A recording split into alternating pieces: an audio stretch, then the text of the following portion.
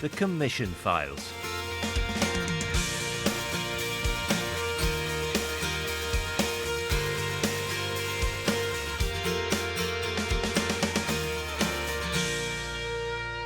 Hi there, I'm Will Leitch. And I'm Kerry Greig. Welcome to another edition of The Commission Files, digging out the stories you want to hear about Christian life and work, rooted in the faith communities based across Ireland, North and South. We're produced by Commission Christian Radio in Dundonald near Belfast. Now, we've no idea when you're listening to this, and it might not be long just before Christmas, but we hope you're looking forward to it. Well, I am, but not everyone always does. A lot of people actually dread it. Kerry and I have been looking into the realities of our cost of living crisis, and Christmas can be a really stressful time. What about the people who are struggling? And if you aren't, you might be surprised just who is struggling. So what about the people who are trying to help and show God's love? We're going to hear from three groups: Christians Against Poverty, otherwise known as CAP, St Vincent de Paul and the Trussell Trust. Let's hear from CAP first of all, though. We had the pleasure of welcoming into Studio 2 here in Commission Paul Livingston from CAP and one of their centre managers, Jackie Robb. Paul started with how we think about money. We are not very good at talking about money. Then we're particularly bad at talking about getting into trouble with our money. People need help but are reluctant to get help for all sorts of reasons. That has been exacerbated probably over the last while, as you'd expect, because of cost of living issues. We have always been keen at CAP not to have a stereotype of a typical CAP client, but I think probably even more so now we will see people who you may never have expected to see.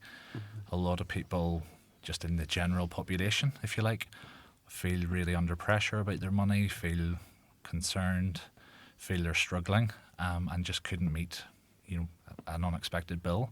So I think what has always been an issue for some is now an issue for a lot more people. Is that something that surprised you, Jackie, that when you started you had an idea in your head, maybe with the situations people might get themselves into, and you realised there's so much more going on than I might have initially guessed? Yeah. I've taken volunteers with me to go and visit clients, and they've said to me, are you sure we're in the right area? Because you're maybe going into an area where there's very fancy houses, but when you get inside, the electric meter's bleeping and there's no food in the cupboards. So it can be quite surprising. And unfortunately, people are struggling to sell their homes, and it's getting to the point where more of them are being repossessed than sold to deal with the debts. I've started saying to people, if you want to know what a CAP client looks like, go home and look in the mirror, because it could be you. How do people actually get to know how to contact CAP if they need help? Our biggest source of referrals, I suppose, is word of mouth. People who have worked with us, who tell their friends or recommend us to others. Now, we do have really good relationships. We work right across Northern Ireland. And people like Jackie will work with local GPs, with social workers, with housing associations. All those are really good sources of signposting to us. But the biggest one, by far, is word of mouth. Mm-hmm. People who have worked with us are able, as I say, are able to tell others that, look, I've worked with these people. They were able to give me help, and it works. Yes. So we're really grateful. Paul mentioned those partnerships, which can be a lot of the referrals you get, although word of mouth's a big one. But how important are those partnerships? So important. I mean, I had a referral 2 weeks ago from a police officer, and he'd come into my office and he says, look, there's a wee family, any chance you can help them? And I says, no problem, tell me the situation. And he says, well, I had to caution this lady in Tesco's yesterday for stealing food. He said she wasn't stealing makeup, she wasn't stealing perfume, it was just basic food for her and the 2 kids. So I went to visit that lady, took her a hamper, and as I sat in her kitchen and watched her unpack the bags, she was putting the shopping into completely empty cupboards. There wasn't one tin of beans, there wasn't one tin of soup in her cupboards. So what we'd brought her that day was basically all she had. We were able to help with gas and electric as well. But her back was against the wall. She was forced to go and steal food because she didn't have anything in her house to feed the kids. And that was quite shocking, but it's not the first case I've heard of. You're telling us about that one particular. I'm sure you've got lots of other The people. police officer says to me it's happening more and more often. He says they're not in stealing a bottle of vodka, they're in stealing some fruit and vegetables and potatoes to feed the kids that night when they get home, and they're getting caught on. Now, thankfully, that lady, I say thankfully, she does have some credit card debt, and she had maxed those out. So she has come on board as a client now, and we'll be able to help her get on top of that, which means she'll manage her money better. Instead of paying the credit card company every month, that money will be focused mainly, we'll prioritise her food and gas and electric before the credit card company gets anything. But the credit card company presumably knows through you that it will get its money sometime. Yes. So do they stop the demands? Do they back off? If she was to ring the credit card company, they wouldn't freeze the interest or stop unfair charges. But we have a really good success rate with, credit lenders. And that will make a massive difference to be able to pay off the capital of what she owes rather than just meeting the minimum payment every month. And that will give her some breathing space because we prioritise what her and the kids will need to live on first. And it's what's left gets offered to creditors. Whereas generally people will just pay whoever's shouting the loudest. Yeah. I remember one client going out to visit her, and she'd hardly left the house in 2 years. Her husband had died while she was in hospital getting cancer treatment. And so when she got home, her income had halved, but all her bills were still the same. And she didn't know what she was entitled to. So the credit card bill started to mount up. She didn't know that she was entitled to some benefits as well. And the credit card company was ringing her 30 times a day. So it's such a relief then whenever Yes. someone comes to you and realises that there's actual help there and that their financial problems can be dealt with and actually dealt with in a way which you are showing them care and respect and taking away that shame and that fear that they have. For someone out there maybe listening who could be driving, could be just sitting in their living room and just thinking, I know I have these problems. How do they take that first step? I think it's important for people to know that we offer a completely non-judgmental service, and it's also a completely free service. It doesn't cost anything. So it's important that they ring our free phone number. They'll be asked what their postcode is, and then they'll be booked into the closest CAP centre to where they live. Jack, you mentioned nearest CAP centre. How do they even exist? What's the model that makes them be there? Who do you work with? Okay, so we always work with a local church or partnership of churches. We don't deliver any of our services without a local church delivering that locally in its community. So I suppose it starts with a church having a heart to reach people in need in their community. We are there as an organisation who can equip them to do that and to reach people in debt. We'll train someone like Jackie as a debt coach, debt centre manager, and then we provide, I suppose, the backup, the logistics, the negotiation, the budgeting expertise from our head office in Bradford. So it's a two-prong approach to this work. We have someone very local, very approachable and accessible, like Jackie on the ground, working in the community where she's seeing her clients, able to provide the practical and emotional support that she's talked about. Meanwhile, in our head office in Bradford, we have our FCA authorised debt operations teams who are negotiating with creditors, crunching the numbers, putting together the advice for the best way out of debt. Most ordinary people don't have credit card debt, they have paramilitary debt. And there's the reality of the paramilitary moneylenders in our society. You must come across that. Yes, we have come across that quite a lot. I'm covering the Carrickfergus area in our CAP centre. And one of the things I'm finding more and more often today is that people that I'm coming across are too poor to even have debt because they don't have a credit rating, so they can't get any debt credit cards or store cards. And so when their backs are against the wall, who else do they turn to? I did work with a young woman one time, and it was actually a generational thing because she had paramilitary debts, her mum had paramilitary debts, and her grandmother had paramilitary debts. And it was just the thing they did. The guy down the street, there was actually 3 paramilitary lenders in their one street. And so when the washing machine broke down, the bank wouldn't have given them any money because they'd no credit rating, but they could go to the local paramilitaries and borrow what they needed to get their emergency seen to. You can ring up a credit card company and say, I have this client and I'm trying to help. You can't ring up a paramilitary organisation, and can you? And say, I'm having, can you We've had a approach? couple of face-to-face meetings, and, not sure why, but they do seem to have a bit of respect for the church. And when we say we're from the church, they'll give us a little bit of leeway in the person repaying their debts. I had a client, and he owed 6 different paramilitaries.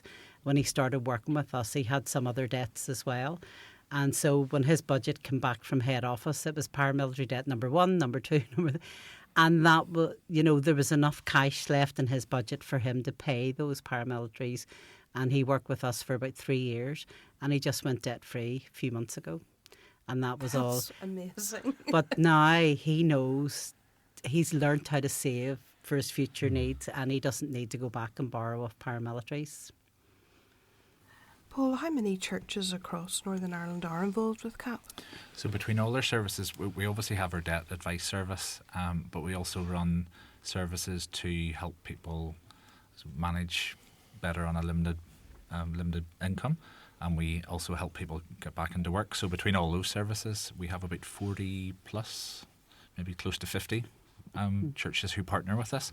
And then we have a bigger number of churches who will have people within the church trained to deliver our money coaching, which is a basic budgeting course, which a lot of churches have run in the past.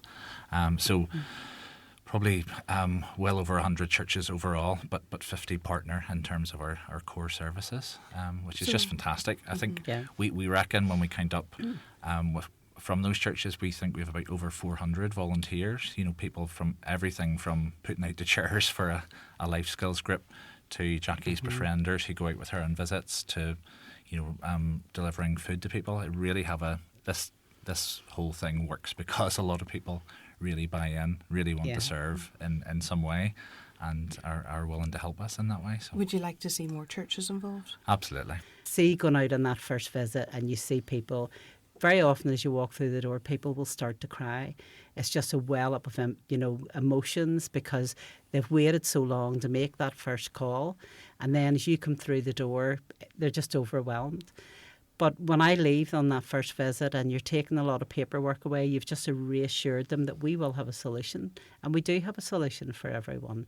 It might not be the solution they like. I have 2 clients at the minute who are going to have to hand the keys back in their house because their mortgage has went from £400 a month up to £1,200 a month, and they just can't afford it. So the solution's not always what they want to hear, but we do have a solution. But when I go back on that second visit, people will tell me so often, that was the first night's sleep I've had in years when you called to see us last week. And if that's getting people a good night's sleep, then it's worth it. What would you say to the person who's listening who's got a cynical mind on them? How do you answer them? Well, I always tell people, people think they can tell me anything, but I want to see their bank statement. I want to see their benefits paperwork, because CAP head office will not work out their budget until we have all the appropriate paperwork. So if someone says to me, I'm living on £50 a week, and then you get their bank statement, but they're getting PIPs, they're getting DLA or whatever, and I forgot to tell you about that. So we do get to the bottom of everything, and we also, as I say, we need a current bank statement or benefits paperwork as well. So people have this perception of people just wipe your eye, but they don't. We get to see all their paperwork, and they may not like that sometimes if they are trying to hide something, especially if someone maybe has an addiction, and we can see they're going to the off sales 5 nights a week. But we encourage them then they need to get help from their GP. They need to be referred to, an alcohol help agency where they can get help with whether it's a gambling addiction or alcohol addiction or drug addiction. Now, that's very rare. There's not many of my clients over the last 14 years who have needed help with that. But if there's anything hidden under the mattress, it comes up in the bank statement. So it does. So they don't get to wipe your eye the way some people imagine that we're taken for mugs. There are people who are living in poverty. We do hear the stories. You can't be in poverty in the UK. You can't. Everyone has their phones and their big TVs and it's always getting their nails done. We hear those, but Jackie sees people who are living on very, very little money, and a lot of those people are in circumstances like that just due to things beyond their control. We ask clients every year, for reasons why they're in debt, and the same reasons come up. Low income, we just don't earn enough. Ill health, whether it be mental or physical ill health, relationship breakdown, redundancy, these are things that can happen to any one of us. And you cannot simply therefore say that poverty is a lifestyle choice. Absolutely not. To use Yeah. a current political phrase. But as I always say, do people sometimes make bad choices? Of course they do. We've only to look in the mirror and see someone who's made bad choices in life. There's none of us exempt from that. So we're on a journey with people. Some of our clients we may work with for 6 months. Some of them we may journey with for 10 years. So it's getting to know the family, remembering the name of the kids and the cat and the dog, and knowing when they had, like, I've one family, and anytime we make them up a hamper, I always know that I need to put in Heinz beans because he will not eat anything else. And so that is something that always sticks in my mind as I get to know my clients. Is there any wee special things there that I need to remember when we're making up a hamper or doing something for Christmas for them? So it's a journey, but it's such a pleasure to be able to work. It's, a privilege to be able to work with people. Jackie Robb there, along with Paul Livingston, both from Christians Against Poverty.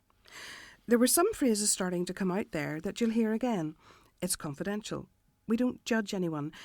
And it could be you. The truth is, you almost certainly do know someone who's struggling, but you mightn't know they are. Let's hear from Mary Wade, the Northern Ireland Regional President of St Vincent de Paul.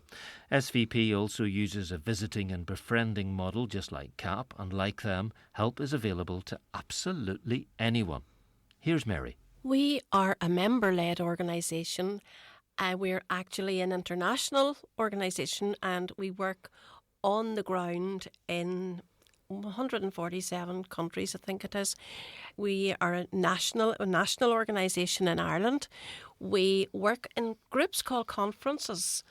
Practically every town, village in Northern Ireland will have a conference, and the volunteers there will help people who approach them. That's important. We wait for people to approach us, and they do. So we visit.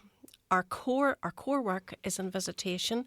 It's going into people's homes and meeting them as friends, just to see where they are. Sometimes we go into a home and they're looking for, they might need help with oil or gas, and we realise they haven't a fridge or they haven't a washing machine. So that is why we want to go into homes, not to intrude.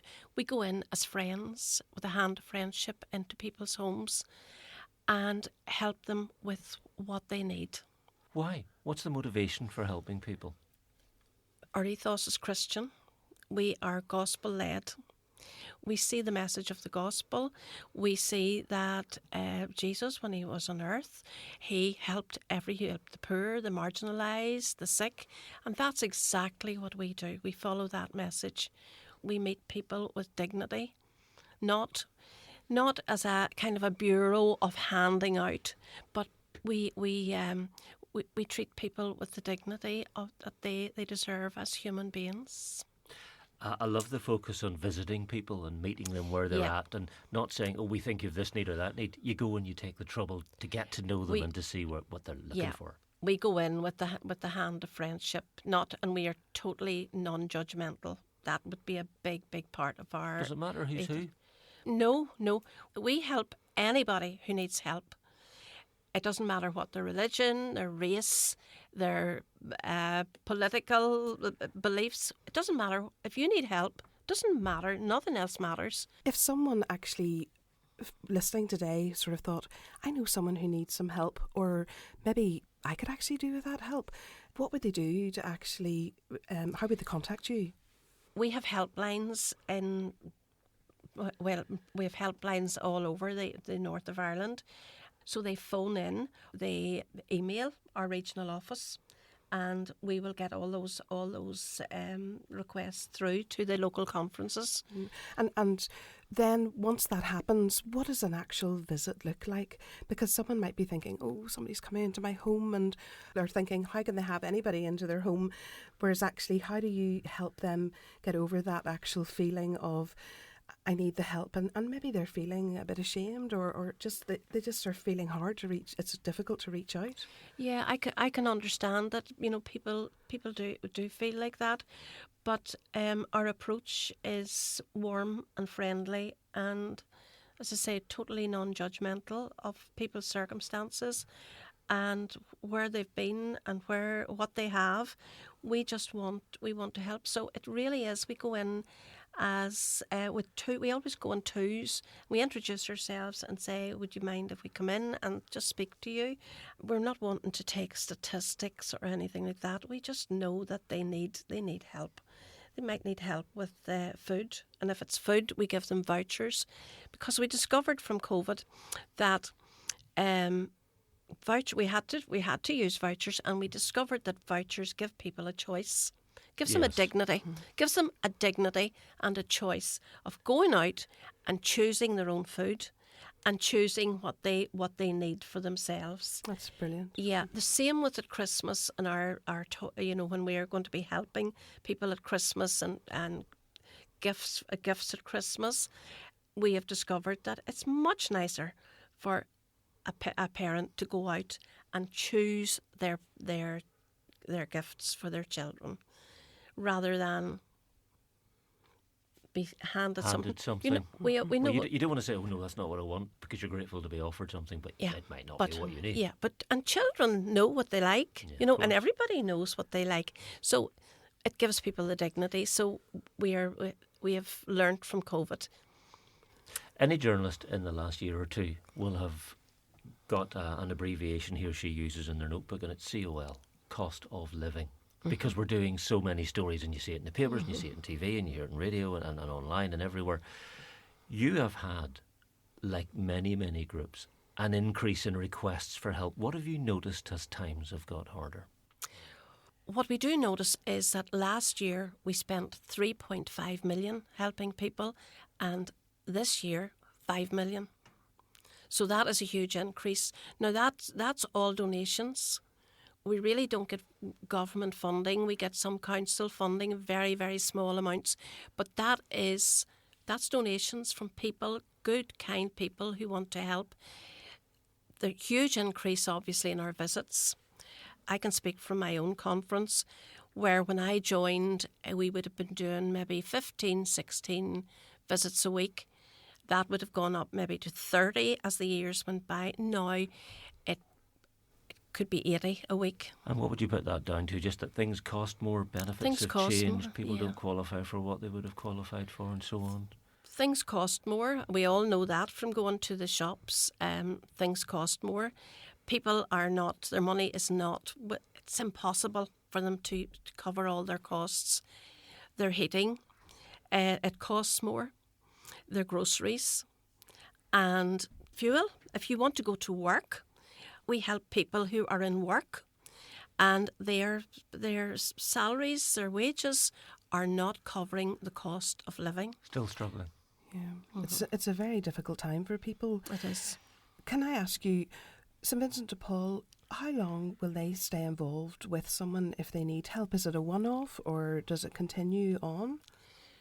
We will help people for as long as they need. If somebody is hungry this week and hasn't money for food this week, it's highly unlikely they will have money for food next week. Enough money for food. When their tank is empty, where are they going to get that money, that amount of money to put oil in their tank? So we will help people for as long as they need. We do like to encourage self-sufficiency in education, in everything, but it's very difficult now. We're in very difficult times. To be self-sufficient, it's very difficult. Yeah. It sounds that, listening to you, it's such an encouragement to hear about the work that you're doing. And can you maybe tell us maybe just something that really resonates with you, an encouraging story that resonates with you? We had 2 members went out to a family who needed help with food vouchers, and the family were given help with the food vouchers. They also needed the house was freezing cold, so they needed some help with their fuel, their energy. And that was done. Well, that was promised to them, that the oil would be ordered. But when they went back to their car, 2 little boys ran out after them and said, "Do you think we could get new shoes? We have holes in our shoes." Oh. And that, to me, and the little fellows ran out of their. They decided they would run. They hadn't been told to do it, but I just thought that was. That's amazing, that's really. amazing, Mm-hmm. and that's where we are. That's where we are, Mm-hmm. and. Well, that speaks about the heart of the organisation. Yeah. Those children realise you're there to help. And we can ask you for help. Mm-hmm. And I know, obviously, you're run by volunteers. If someone was interested in sort of becoming a volunteer, how would they go about that? That is a big thing. We really, really need more volunteers to cover all our work, to be to get out there and help as many people as we want to help. We need volunteers. We need good people to give of their time. What does it mean? What do they have to do? Because I guess people are scared. Oh, I might not have much time, or I've never done anything like this before. Or... Yeah. Well, they will get training. They will not be sent out. They will get training before they go out, and they apply online at the St Vincent de Paul website. They will be access NI'd, and they will get training, and then they will be taken into a conference where they will be accompanied by experienced members, and it's not hard. It's not difficult if you have the right heart, and that's what it's about. It's having the heart for it. You get more than you give. You always get more. Sometimes it's not very easy to go out on a winter night, maybe to trudge through the snow through an estate, but you always come back feeling, you just feel so good about it. Wonderful. One of the figures you gave was about, the cost of helping people going up from 3.5 million to 5 million. That's just by way of an example. But when all is said and done, you rely on people to be generous, to be supportive. Surely that's got to be increasingly difficult in a time when everybody's looking about how much they have left and how they make their own ends meet.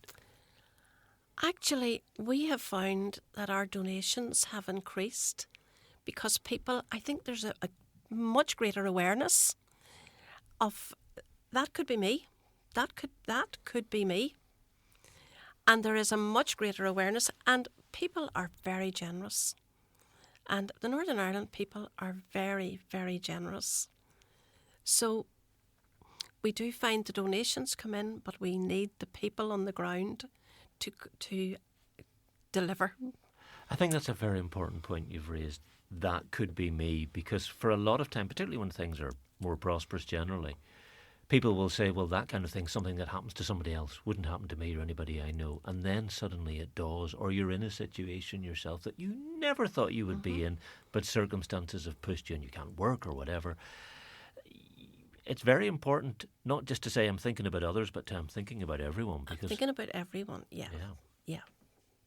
But I think that, as I said, the awareness is there that the cost of living is, it's so high, and the wages and the benefits haven't increased.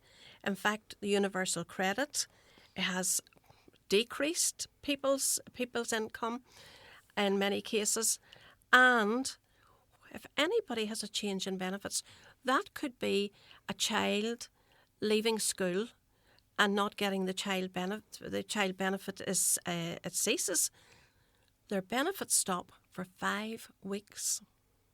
And they have nothing, absolutely no money coming in for 5 weeks till they readjust the benefit system.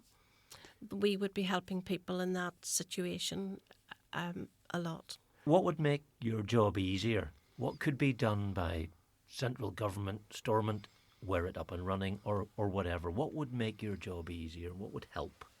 Well, it would make our job easier if Stormont was up and running and all the systems that should be in place there were in place.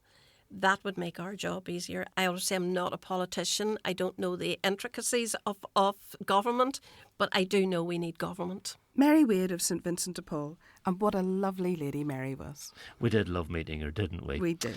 More to come, but we're just going to take a quick break.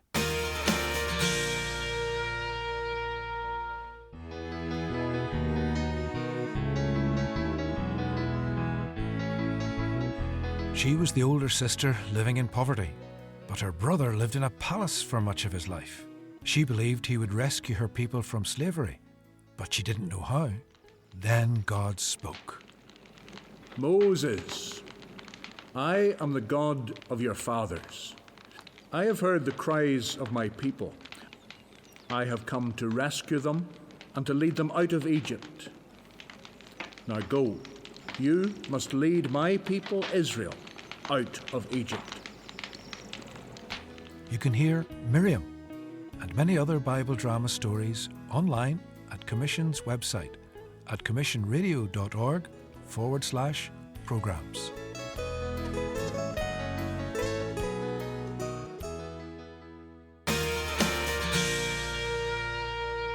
Welcome back to the Commission Files. Now, two more folk for you to get to know. They're from the Trussell Trust, which operates food banks across the UK. Johnny Kerry is the Northern Ireland lead and Jenny Thompson is the centre manager in Macrofelt. As Johnny told us, after they settled into the studio here, the demand for their help is increasing. In the first 6 months of this year, we distributed over 39,000 food parcels across Northern Ireland, and 10,000 people accessed a food bank for the first time during that period. So we have an increasing number of people who haven't had to access emergency support before, and that's something that's really concerning for us, and it's also at a much higher level than any other region of the UK.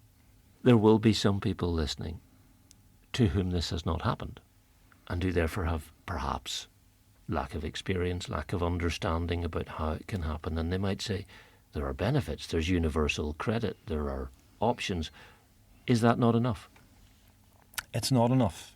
There are a lot of myths out there around universal credit and around what it means to live on social security. The evidence points to the fact that the basic level of universal credit isn't enough to cover the cost of people's essentials. And in terms of who comes to a food bank, there really is no stereotypical food bank user anymore. 1 in 4 people referred to our food banks here have someone in the household who's at work, and that's slightly higher than any other region of the UK. So more and more people are finding themselves in positions that they never imagined they would be in. Jenny, can you tell us where you're based? So I live in just outside Macrofelt, and we run a food bank just in the Macrofelt town, supporting people in that local surrounding area. Tell us how actually you access or people access you. We recognise that people need support and help through a crisis, because it's not just that they wake up one day and think, oh, I don't have food, I'll just go to a food bank. We want to try and support them in the crisis, the cause and the main reason as to why they've had to use the food bank. And so we partner with lots of different referral agencies who are already journeying with people in crisis, whether it be debt, whether it be low income, whether it be because of a mental or a physical health condition they have, whether it be unemployment. It could be through social services or through health visitors. And it's while they're journeying with people in crisis that they would issue a voucher, which then someone can come and use one of our food banks. Say, for example, it was me coming and people on the outside would look and think, oh, she's okay, but actually underneath it all, they're struggling. Yeah, well, one big thing that we will make sure we don't do is judge from the outset, because no one knows someone's individual circumstances and no one knows what's going on behind those closed doors. Just because they're driving a specific type of car or because they're wearing certain clothes, that does not really give a genuine picture of what's going on in that family or in that individual's life. And so for us, what you expect a food bank to look like is actually very different when you come into any of really the Trussell food banks, because we want to make sure that we have a dignified space that someone can come to. So it can be like a cafe style environment where when they walk in, they don't actually physically see the food that they're going to be given by the time they leave. We want to provide that dignity and that respect from the minute they walk in that door. There's no judgment placed on them from the minute they walk in. As I said, no matter what they're wearing, how they speak, the type of car that they come in, none of that is really given to them. And I think of one lady who came to us for the first time 2 weeks ago. She was really, really embarrassed. I think it made it a little bit more difficult initially because she recognised two of my volunteers as people that she had met through a local mums and tots a couple of weeks before.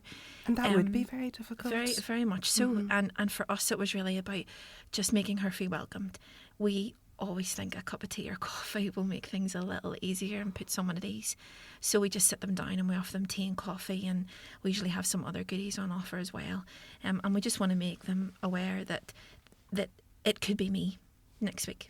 That it's not specifically just her. And really through chatting to her, you could see you could see her nerves straight away. She was really cautious.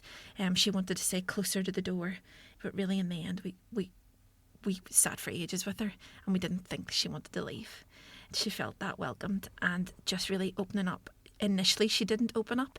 It was very much she'd been given her voucher by a local organisation that was supporting her, and it was like, here's my voucher, can I quickly get my food and get out? But by the end it was like, I kept looking at the time and thinking, I hope she doesn't think we're kicking her out, because she just wanted to talk, she just wanted someone to listen, and she just wanted someone to care for her. Do you think that would be a thing where people might say, do you know what, I'm going to go somewhere for help, but I'm going to go in the next town because that way I won't know anyone and nobody will know me?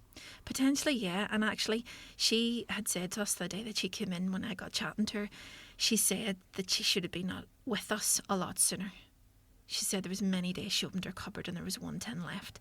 She's a single parent family and she didn't know how she was going to feed her children. She'd been involved in a marriage breakup, and it had really, she felt that it was her job to provide for her children and no one else's. And she felt the stigma of what we know and see on TV of what a food bank really, she thought, looked like, was very different from what she came into.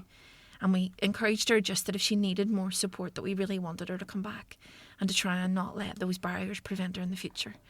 So we actually rang her a week later just to remind her that we were there if she needed any support, and we knew that she was going to go and get another voucher because she was journeying with that organisation that she'd been with. And she did. She came in last Tuesday again, and she was able to tell me some steps that she'd taken since she was last with us, which she felt she was more empowered. I'm just thinking of someone listening here who nobody knows anything about how they're feeling, their circumstances, and they're thinking, I actually really, really need help. I need help. How do I go about this? Food banks are an increasingly important space where people in crisis don't just access a food parcel, but just as Jenny has said there's an opportunity for a conversation, and I suppose the opportunity to get to the heart of why is someone having to rely on emergency food. And with poverty on your doorstep, when we live in very close-knit communities, it can take a while to get under the skin of that for a range of reasons. You know, knowing your neighbours, feeling watched, going in and out of a food bank, those are very, very, very hard realities for people that live in very close-knit parts of Northern Ireland. But something that our food banks are looking at more and more, and Macrofelt's a great example of what is the onward journey for the extra support that this person needs. It's about more than just food. Absolutely. 60% of people that are referred to food banks on our network haven't gone anywhere else for any support.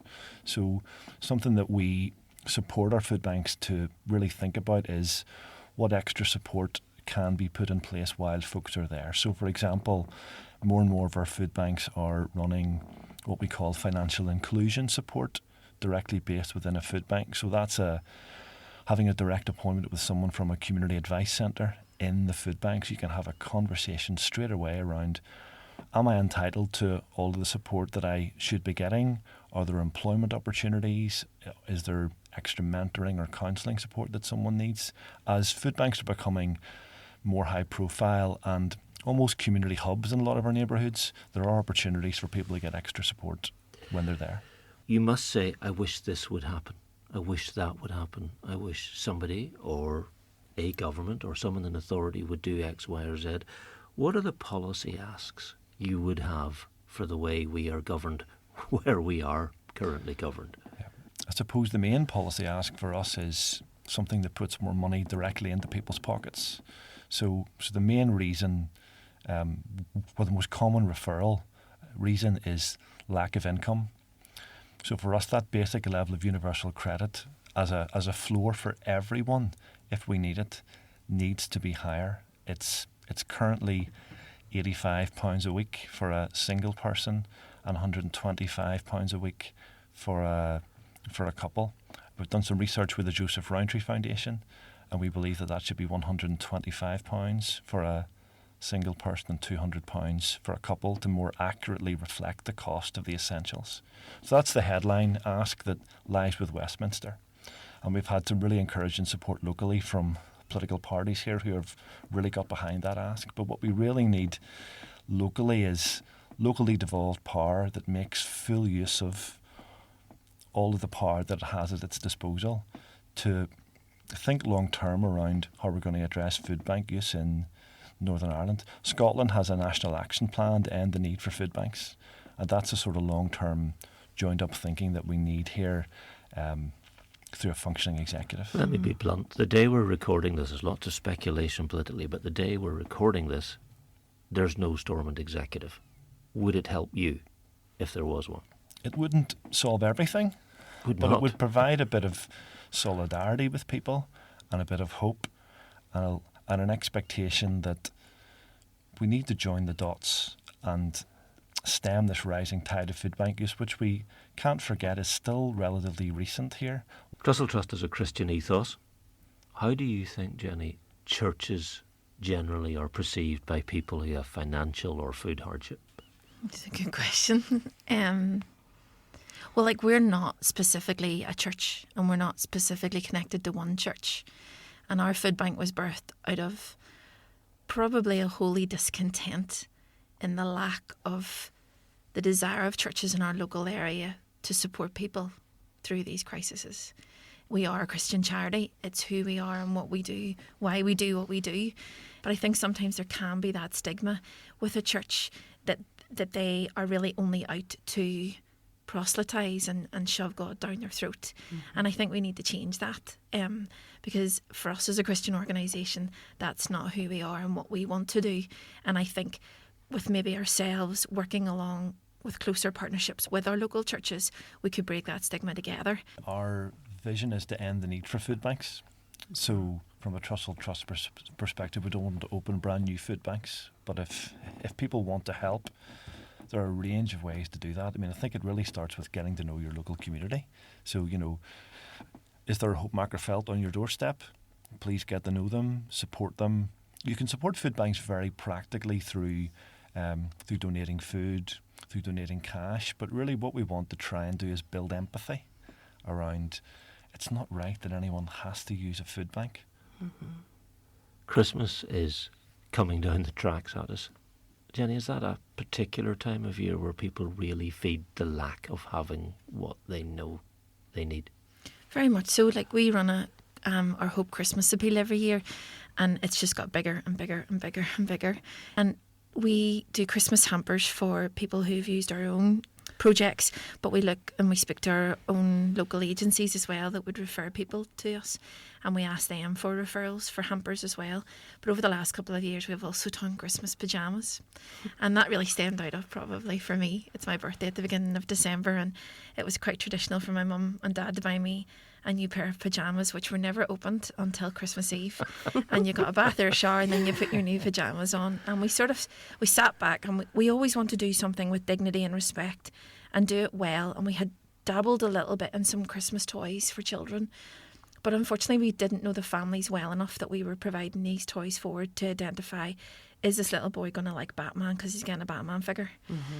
And for us that wasn't the quality and the dignity that we wanted to do it in. So we sort of sat back and went, well, what else could we do that wouldn't just provide support to children but actually the whole family? And we felt that pyjamas were a dignified, loving response to the whole family. And it's funny because we always ask the question every year when we start to think about Christmas, is there a need for it? And we speak to our local referral partners and we've said, look, what about the pyjamas? And they're like, they're actually needed probably more than the hampers, because some parents, most Christmases, that will be the only gift that they will receive, will be a pair of pyjamas. Well, it'll be wrapped in Christmas paper from us. So families are very much in need of it, because if they can't afford the everyday essential items, how are they even expected by society, because there's a stigma put on families at Christmas. How are you going to buy the best, newest toy that's come out that season that your children want because their friends are getting it? And there's a big stigma on that for families. But you're bringing hope. Oh, very much so. Time of and that's hope. all we want to do. And I think that's one thing that our statistics don't show.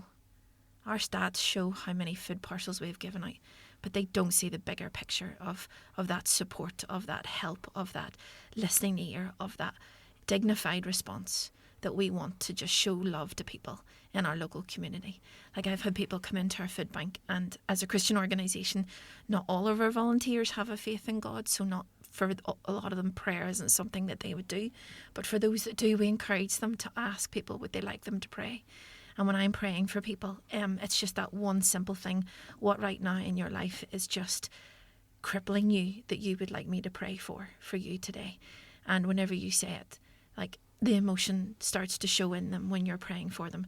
And at the end, you will actually find that the majority of people that I've prayed with will say, that was amazing. No one's ever done that for me before.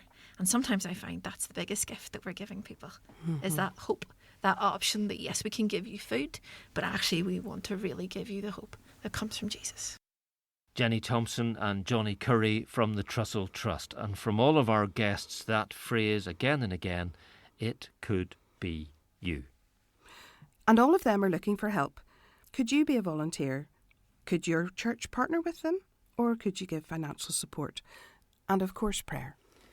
Thanks to the folk from Christians Against Poverty, St Vincent de Paul and the Trussell Trust. They're all busy, but they all took time to come to us and explain what they do. Thanks so much for listening. Do remember to follow or subscribe and tell your friends about what we do. And please remember our sister podcast, Inspired to Act, with Will and Diane Holt from Thrive Ireland. And it's available on the same podcast platforms where you found us. And look out for a special extra edition of the Commission Files. All will be revealed very soon. Right, it's time to go. We mentioned that Christmas is coming, so we're going to leave you this time with something a little different. The Reverend David Bell, the rector of the parish of Ardtray and Desert Crate in County Tyrone, is a friend of the show. Friend of the show? And as it happens, no mean guitarist. So let's let him play us out with a Christmas medley. Bye. Bye. Take it away, Dinger.